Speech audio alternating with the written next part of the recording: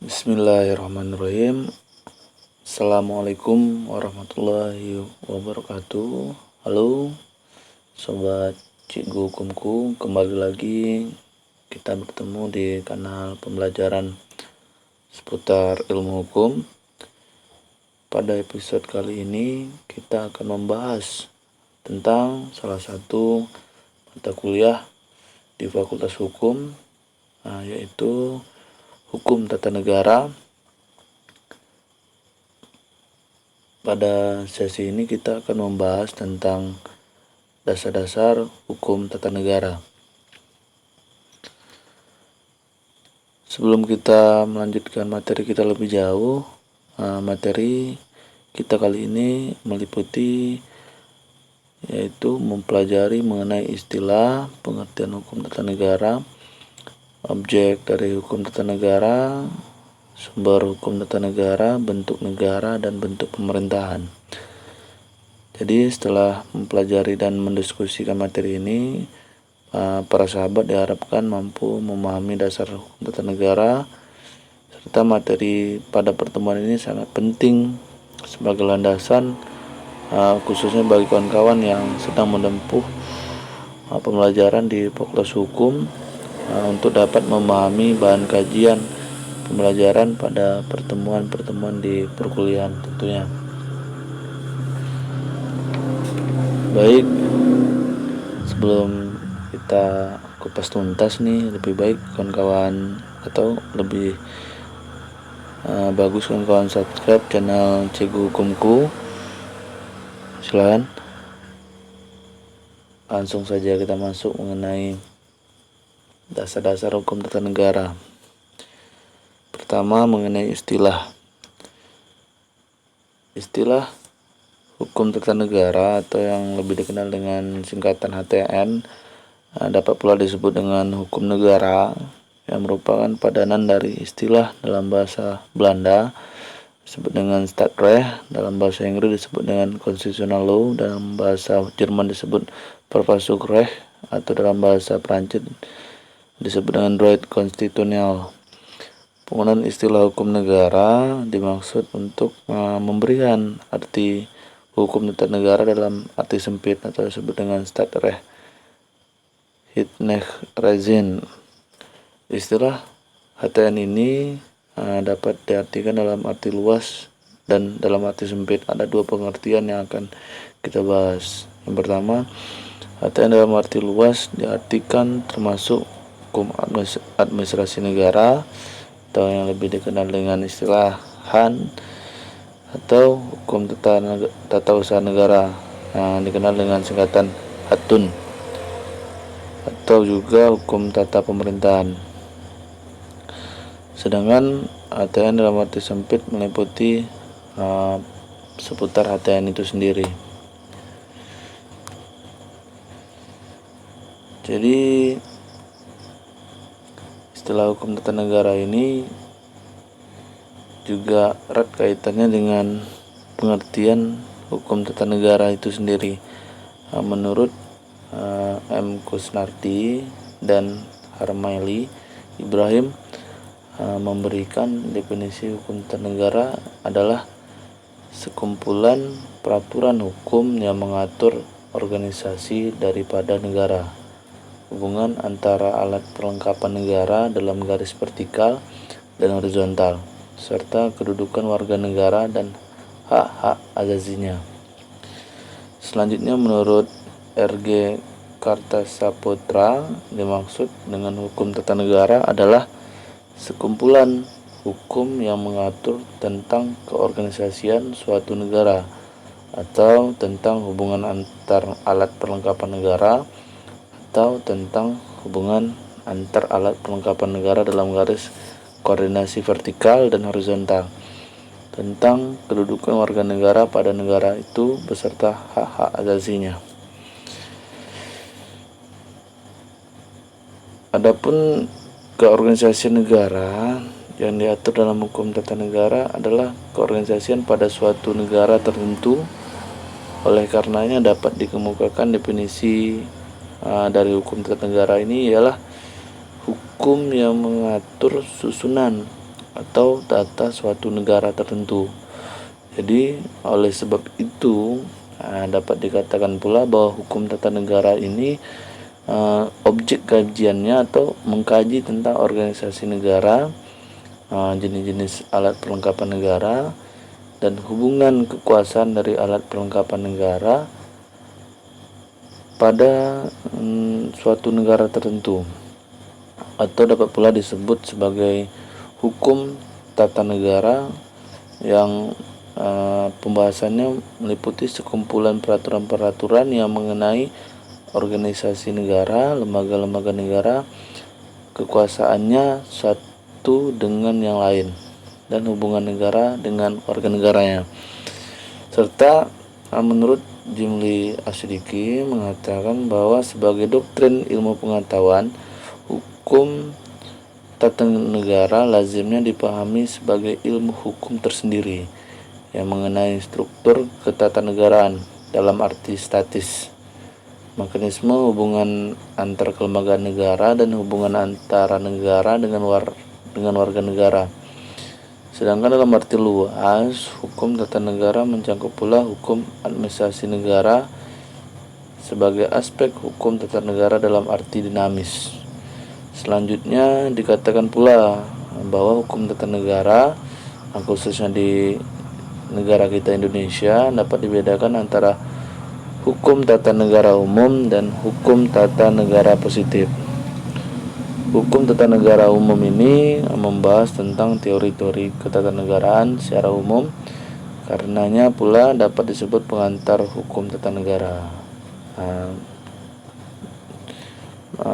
Oleh karena itu, pemateri menyampaikan di awal tadi, kita akan membahas tentang pengantar hukum tata negara maupun dasar-dasar dari hukum tata negara itu. Sedangkan hukum tata negara positif hanya membahas konstitusi yang berlaku di Indonesia saja. Di samping itu, menurut Jimli Asyidiki, hukum tata negara memiliki pula cabang ilmu khusus yang melakukan kajian perbandingan antar berbagai konstitusi, yaitu hukum tata negara perbandingan atau ilmu perbandingan hukum tata negara. Seperti itu. Selanjutnya kita akan membahas mengenai objek. Apa objek nih dari hukum tata negara?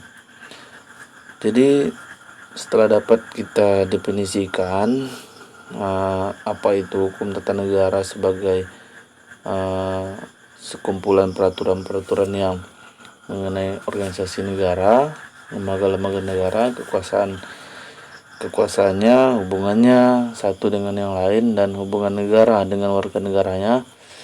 Jadi dari pengertian sebagaimana definisi yang telah kita kemukakan ini, kita harus mengetahui apa sih objek dari hukum tata negara. Baik, jadi sederhana memang objek dari hukum tata negara itu ialah negara itu sendiri. Jadi dimaksud dengan negara ini adalah negara dalam arti konkret, negara tertentu atau negara yang terkait oleh kurun waktu dan tempat tertentu. Sedangkan ruang lingkup kajiannya ya seperti kita bahas tadi, yang meliputi organisasi negara yang mencakup lembaga-lembaga negara, hubungan antara lembaga negara satu dengan negara lain, dan kekuasaan yang mengikatnya kepada warga negara tersebut. Jadi menurut pakarnya nih, Wirjono Projodikoro mengatakan bahwa sebagian besar kaidah-kaidah hukum tata negara terdapat di dalam Undang-Undang Dasar. Hal ini terkait dengan kedudukan Undang-Undang Dasar dalam suatu negara, yaitu sebagai the supreme law of the land, bahkan sebagai the highest authority. Sejalan dengan hal ini, dasar melakukan pembahasan dalam studi hukum tata negara adalah konstitusi dari negara yang bersangkutan. Jadi hukum tata negara yang dibahas sekarang ini adalah hukum tata negara Indonesia dengan mendasarkan pada Undang-Undang Dasar Negara Republik Indonesia tahun 1945. Jika diidentifikasi nih masalah ketatanegaraan yang terdapat dalam Undang-Undang Negara Republik Indonesia 1945, maka kita dapat mengkategorikan beberapa sebagai berikut. Yang pertama, struktur umum organisasi negara. Kedua, lembaga-lembaga negara. Ketiga, hal keuangan negara. Keempat, pertahanan dan keamanan negara. Kelima, mengenai pendidikan dan kebudayaannya. Yang keenam, tentang perekonomian nasional dan kesejahteraan sosial. Baik, jadi dari pengertian sebagaimana definisi tadi, kesimpulannya ialah objek dari hukum tata negara ialah negara itu sendiri. Jadi negara dalam arti konkret, negara tertentu atau negara yang terkait oleh kurun waktu dan tempat tertentu. Baik, selanjutnya mengenai sumber-sumber hukum tata negara. Jadi kalau negara kita Indonesia, hukum tata negara Indonesia bersumber kepada ada dua nih. Yang pertama sumber hukum material dan kedua sumber hukum formil. Kalau sumber hukum materialnya, yang pertama meliputi proklamasi kemerdekaan Republik Indonesia. Yang kedua mengenai sumber dari Pancasila, itu yang material. Sedangkan sumber hukum formilnya dari yang pertama Undang-Undang Dasar 1945, yang kedua ketetapan Majelis Permusyawaratan Rakyat Republik Indonesia, yang ketiga undang-undang, keempat peraturan pemerintah pengganti undang-undang atau dikenal dengan Perpu, kelima tentang peraturan pemerintah, keenam keputusan presiden, ketujuh peraturan daerah. Jadi sumber hukum formil dari hukum tata negara Indonesia bisa kita temukan dan kita lihat dalam tata urutan peraturan perundang-undangan Republik Indonesia yang diatur dalam ketetapan MPRS. Yang selanjutnya tentang tata urutan peraturan perundangan, tersebut diatur dalam Undang-Undang Nomor 15 Tahun 2019. Bagaimana undang-undang sebelumnya, yaitu ada Undang Nomor 10 Tahun 2004. Habis itu diganti dengan Undang-Undang Nomor 12 Tahun 2011. Maka dirubah lagi ke Undang-Undang Nomor 15 Tahun 2019. Jadi dengan demikian dapat dilihat bagaimana perkembangan tata urutan peraturan perundangan Republik Indonesia dalam kurun waktu sejak kemerdekaan Indonesia. Yang terakhir kita menggunakan landasan Undang-Undang Nomor 15 Tahun 2019, yang mana hierarki atau tata urutan peraturan perundangan di Indonesia ini merujuk pada pasal 7 ayat 1. Itu. Terus apa sih yang beda? Kalau di Undang-Undang Nomor 15 Tahun 2019, yang pertama Undang-Undang Dasar 1945 yang paling atas, kedua ketetapan Majelis Permusyawaratan Rakyat atau produk yang dikenal dengan TAP MPR, ketiga undang-undang atau peraturan pemerintah pengganti undang-undang, kita kenal dengan singkatan Perpu. Yang keempat peraturan pemerintah atau disingkat dengan PP. Yang kelima peraturan presiden. kita kenal dengan Perpres. Yang keenam, peraturan daerah tingkat provinsi, dan ketujuh, peraturan daerah tingkat kabupaten atau kota. Seperti itu. Atau yang kita lebih mengenal dengan Perda provinsi atau Perda kabupaten kota. Selanjutnya kita membahas mengenai bentuk negara dan bentuk pemerintahan. Jadi pengertian bentuk negara dan bentuk pemerintahan sering dicampur adukan. Kawan-kawan juga harus bisa nih membedakan apa itu bentuk negara dan apa itu bentuk pemerintahan. Jangan sampai disamakan. Baik, untuk bentuk negara dapat kita simpulkan ialah susunan atau organisasi negara secara keseluruhan. Ya, ini mengenai struktur dan unsur-unsurnya. Ada di situ daerah, bangsa, dan ada pemerintahannya. Sedangkan bentuk pemerintahan khusus menyatakan struktur, organisasi, dan fungsi pemerintahannya saja. Kalau bentuk negara ada daerahnya, ada bangsanya, ada pemerintahannya.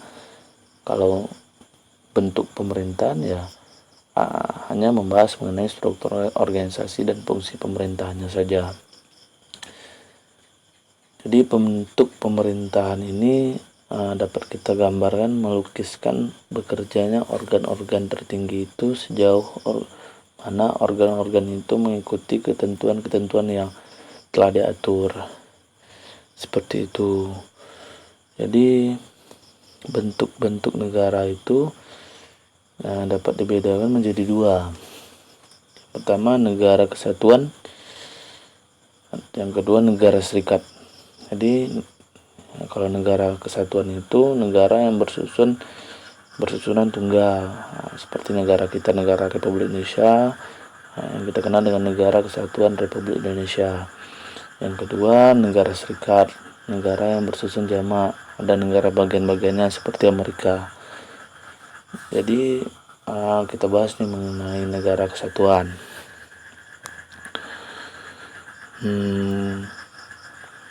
Yang dimaksud dengan negara kesatuan ialah satu negara yang merdeka dan berdaulat, di mana di seluruh negara yang berkuasa hanyalah satu pemerintah, yang dikenal dengan sebutan pemerintah pusat, yang mengatur seluruh daerah. Jadi negara tidak terdiri atas beberapa daerah yang berstatus negara bagian. Negara kesatuan dapat berbentuk, yang pertama, negara kesatuan dengan sistem sentralisasi, di mana segala urusan diatur oleh pemerintah pusat, sedangkan pemerintah daerah tidak memiliki hak untuk mengurus sendiri daerahnya. Pemerintah daerah hanya melaksanakan kebijakan pusat. Yang kedua, negara kesatuan dengan sistem desentralisasi, di mana kepada daerah-daerah yang diberikan kewenangan untuk mengurus diri sendiri, atau yang kenal dengan istilah otonomi daerah, yang disebut daerah yang memiliki kewenangan untuk mengurus rumah tangga yang sendiri. Yang kedua tentang negara serikat nih, negara serikat atau negara federal. Negara serikat merupakan dua negara atau lebih yang menyatukan diri dalam suatu ikatan politik, ikatan mana mewakili mereka sebagai keseluruhan. Jadi masing-masing negara tersebut tidak berdaulat. Yang berdaulat adalah persatuan negara itu, yaitu negara serikat atau pemerintahan federal. Seperti itu. Selanjutnya kita membahas tentang bentuk pemerintahan. Menurut Leon Duguid, bentuk pemerintahan itu ditentukan oleh cara menunjuk kepala negara dan lamanya kepala negara itu menduduki kekuasaannya. Bentuk pemerintahan dapat dibedakan menjadi dua, yaitu kerajaan atau yang lebih dikenal dengan monarki, adalah negara yang dikepalai oleh seorang raja dan bersifat turun-temurun. Yang kedua, republik, berasal dari bahasa Latin Respublika yang berarti kepentingan umum adalah negara dengan pemerintahan rakyat yang dikepalai oleh seorang presiden. Sebagai kepala negara, jabatan presiden di sini adalah ditetapkan berdasarkan pemilihan umum oleh rakyat dalam masa jabatan tertentu. Misal negara Amerika 4 tahun, Indonesia 5 tahun, seperti itu. Ada beberapa sistem monarki, ada 3 kalau monarki ini, yaitu monarki mutlak, absolut, yang kedua monarki terbatas, konstitusional, yang ketiga monarki parlementer, dan 3 lagi tentang sistem republik, yaitu sistem republik mutlak, sistem republik konstitusional, dan sistem republik parlementer.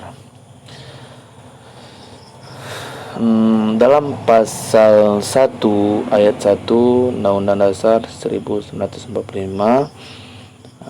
menyatakan dengan tegas bahwa negara Indonesia adalah negara kesatuan yang berbentuk republik.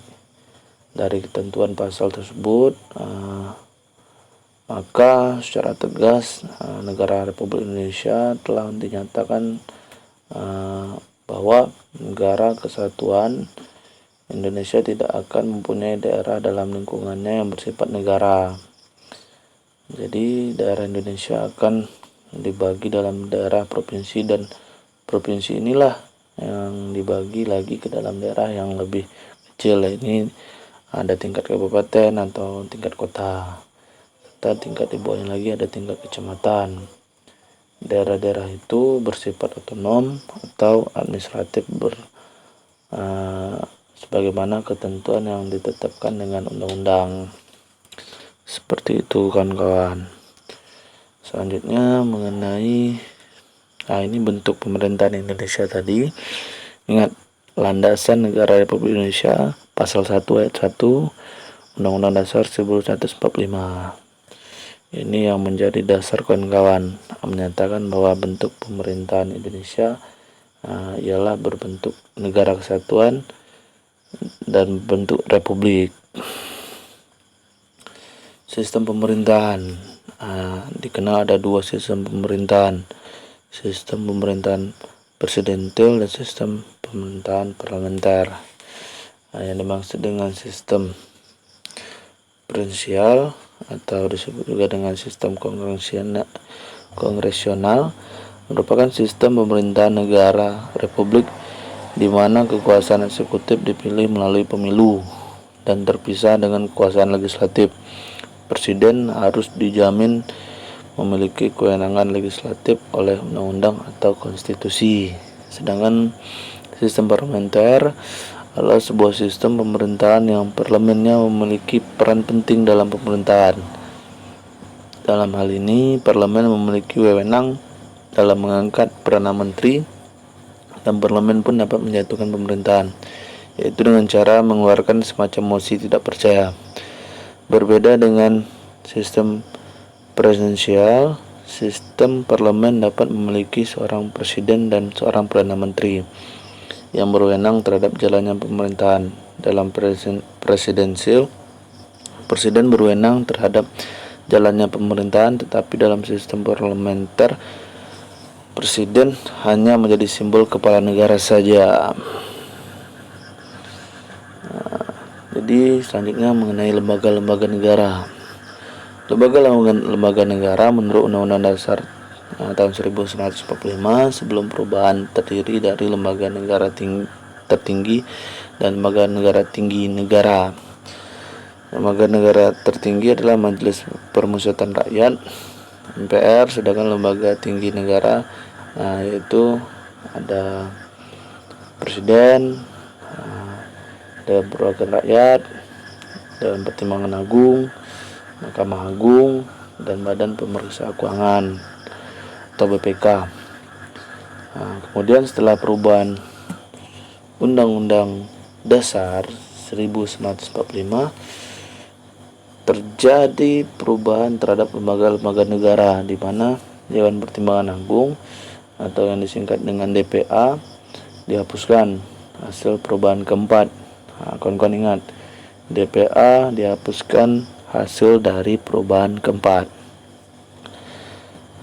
Selain ada pengurangan juga ada penambahan, yaitu adanya Mahkamah Konstitusi dan Komisi Yudisial, dan juga adanya Dewan Perwakilan Daerah, lembaga negara sebagaimana yang ada dalam Undang-Undang Dasar Negara Republik Indonesia tahun 1945 adalah yang pertama Majelis Permusyawaratan Rakyat (MPR), kedua Presiden dan Wakil Presidennya, ketiga Dewan Perwakilan Rakyat (DPR), keempat Dewan Perwakilan Daerah (DPD), kelima Badan Pemeriksa Keuangan (BPK), keenam Mahkamah Agung (MA), ketujuh Mahkamah Konstitusi (MK), dan delapan Komisi Yudisial (KY). Jadi untuk lebih jauhnya mungkin di episode yang selanjutnya kita akan mengupas tuntas nih mengenai apa itu lembaga-lembaga negara sebagaimana yang ada dalam Undang-Undang Dasar Negara Republik Indonesia tahun 1945, supaya kawan-kawan lebih mengerti apa itu MPR, apa itu Presiden Wakil Presiden, apa itu DPR, DPD, BPK, MA, MK, KY, seperti itu. Jadi kesimpulan pembahasan kita pada hari ini berdasarkan pemaparan materi di atas menunjukkan bahwa terdapat beberapa peristilahan yang digunakan untuk mata kuliah hukum tata negara ini. Dapat pula disebut dengan pertama tadi hukum tata negara, yang merupakan padanan dari istilah dalam bahasa Belanda, ada bahasa Inggris, ada bahasa Jermannya, atau dalam bahasa Perancis juga, serta definisi yang perlu kawan-kawan ingat berangkat dari definisi M. Kusnardi dan Harmaili Ibrahim memberikan definisi hukum tata negara adalah sekumpulan peraturan hukum yang mengatur organisasi daripada negara, hubungan antara alat perlengkapan negara dalam garis vertikal dan horizontal, serta kedudukan warga negara dan hak asasinya.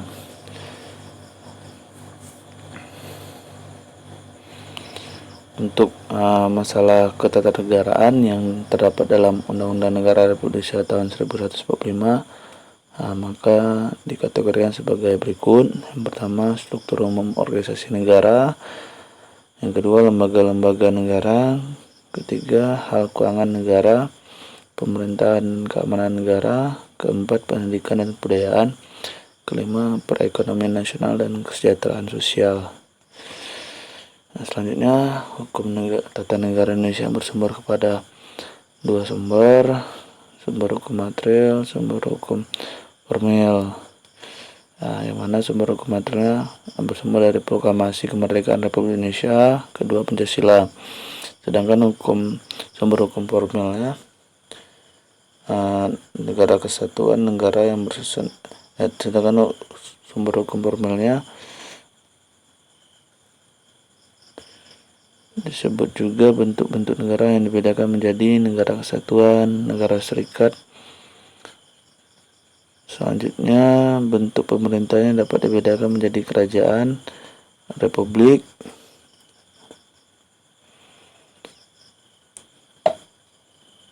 ini untuk beberapa sistem monarki, monarki mutlak, monarki terbatas, monarki parlementer. Sedangkan sistem republik yaitu republik mutlak, republik konstitusional, republik parlementer. Jadi untuk menambah asahan kajian dari kawan-kawan sebagai akhir dari